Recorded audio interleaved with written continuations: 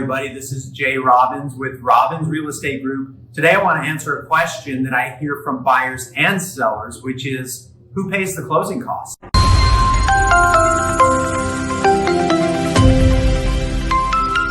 So a really common question, who pays the closing costs? And the answer is both parties pay closing costs. So today we're going to go down the list of what are some really common closing costs. It's going to be kind of like a race. We're going to start with the small closing costs and work our way up to the big closing costs so that you can see who pays what and about what it works out to. So we'll get started.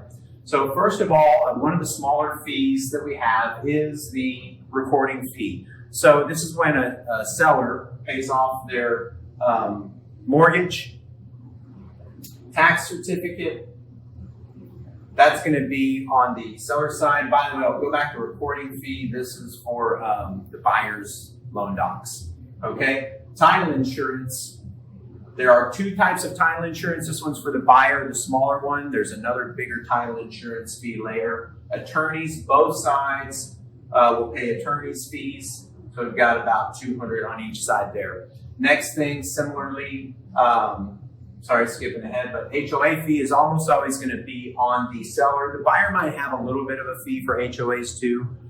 It's a little bit of a guess right here. Sometimes it's 75, sometimes it's 500, but if there is an HOA, homeowners association, there will be a fee involved of some sort. Not all houses have that.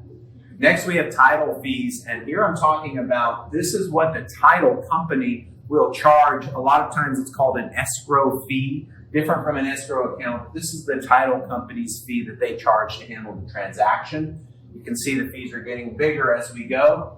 A survey is not always needed, and all of these fees are pretty negotiable on who pays it. This is typically, if a survey is needed, it's about $400 and it will go to the buyer.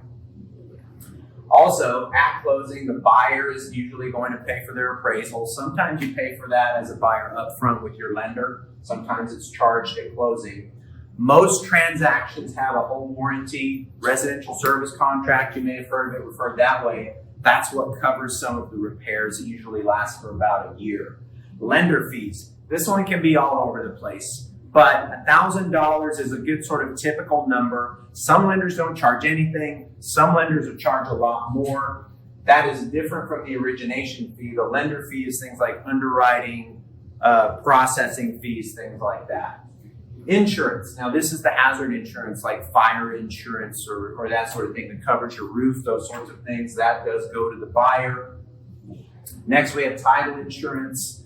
By the way, title insurance and a lot of these numbers from here on, these are usually pretty flat fees.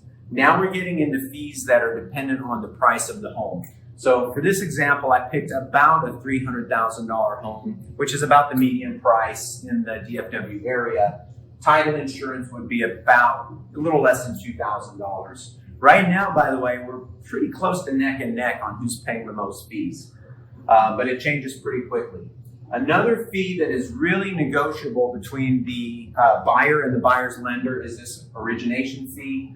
A really common origination fee for a buyer, if they're getting a mortgage, is about 1%.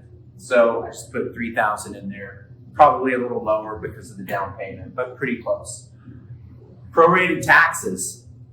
Not exactly a closing cost, but you do have to pay at closing. I'll spend a minute explaining that. Prorated taxes are the amount of taxes that a seller owes for the year. So they lived in the house for part of the year. They have to give that part of the taxes to the buyer at closing.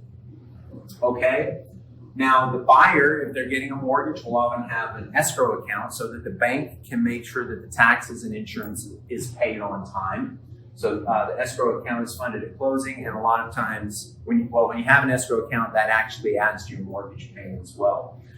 Commissions. Now we get into the big one. Commissions are negotiable, and we have negotiable commissions at our company.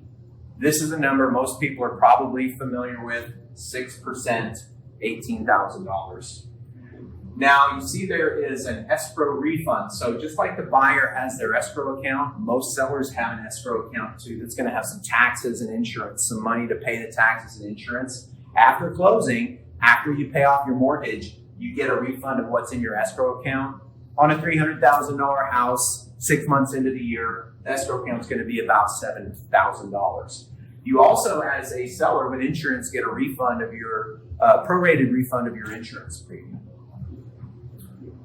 Okay, so now we're getting into negative numbers. Insurance refund and reduced commission.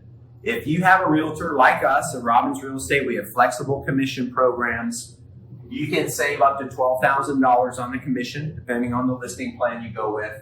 So it could be $18,000, it could be $6,000, it could be somewhere in the middle, just depending on the plan. Give us a call and we'll be happy to explain how it works.